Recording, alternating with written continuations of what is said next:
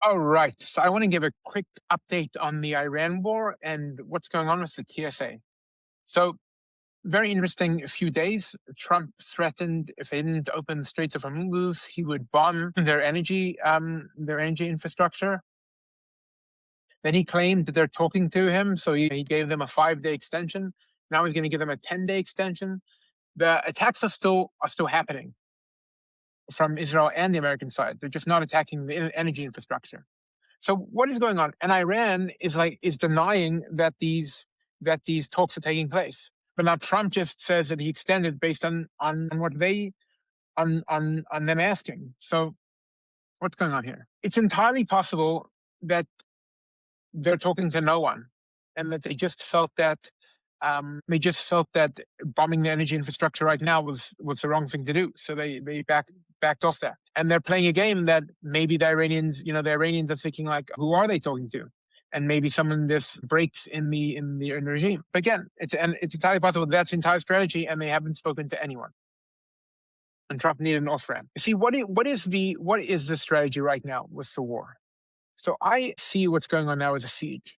America doesn't really want to put boots on the ground. Iran wants to inflict as much economic pain in the world as to cause the campaign to stop, meaning it's just to be too costly, too much disruption to shipping, and America would just give in. That's their hope. And then they survive, and then they'll consider that a victory, which in many ways it would be.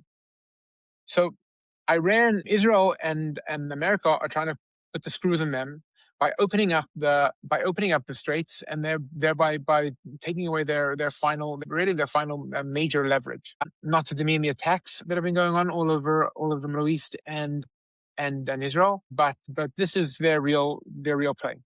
So for Trump saying things like, "Oh, negotiations are taking place, and the straits will be open," is certainly a good move in terms of softening the blow to the markets. The problem is that if they continue to hold the straits, if they continue to keep the straits closed, what eventually will happen is that the costs will rise, and this will become very unpopular. If gas is $4 at the pump, Americans are really not going to like it. So that is the strategy. And I think they're going to have to need to take this Kharkiv island. I think they're going to have to take this island that controls all the energy infrastructure. I think there's going to be boots on the ground. I just can't see Trump walking away from this now that he started it. Again, I think they dragged Israel into a war. But regardless of what you think, they really can't leave now with the regime in place. This would be a huge victory for them. All right. So there are lines at the TSA all over the country. Why is that? Because since that arm of the government has gone unfunded, because the Democrats are in some sort of disagreement with the Republicans about ICE and about how immigration is being enforced, so they're not funding it. Now, again, it's not that they're like blocking ICE funding, because ICE has already been funded in the Big Beautiful Bill. So they just want to like defund it. They're not even sure right now. But this is something that's quite despicable, that they're using the suffering of Americans as leverage to change immigration policy that what Trump was elected on. The whole thing of, oh, we're not going to fund this part of the government unless you fund this part of the government. It's insane. It's insane. If you agree with the funding that's going on, if you think the TSA should be there, if you think there should be airport security, is certainly during a war, so then they would certainly fund it. And it's despicable and actually quite evil to create these lines. There have been terrorist attacks in the past at the lines at airports, with one in Europe, and this is really quite despicable and evil. But to take it a little further, the TSA is a disaster, just a complete disaster. The whole purpose of the TSA, I can only imagine, is to act as a shakedown for TSA pre-check. It's a totally insane system. Why can't the airports have their own private security? Do you think it wouldn't be better run? You think the government is doing a better job than private security could do? And you say, but that's what we used to have. And then we had 9/11. Let's talk about 9/11. 9/11 was done with box cutters. Those were federally legal on flights until 9/11.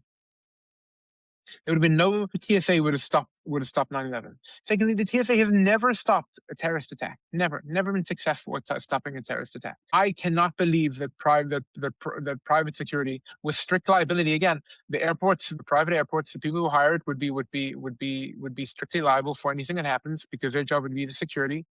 And I think that the cost of insurance would create a good market for this. And I think there'd be competition all over the country, and maybe different airports, contractors, different people, and again there would be standards, but it would certainly be better than what goes on now. The TSA is a disaster. Constantly nobody knows. They constantly acting like you should know the rules. They're constantly changing the rules. Their equipment one day doing this, one day doing another thing. They have no idea. It's invasive.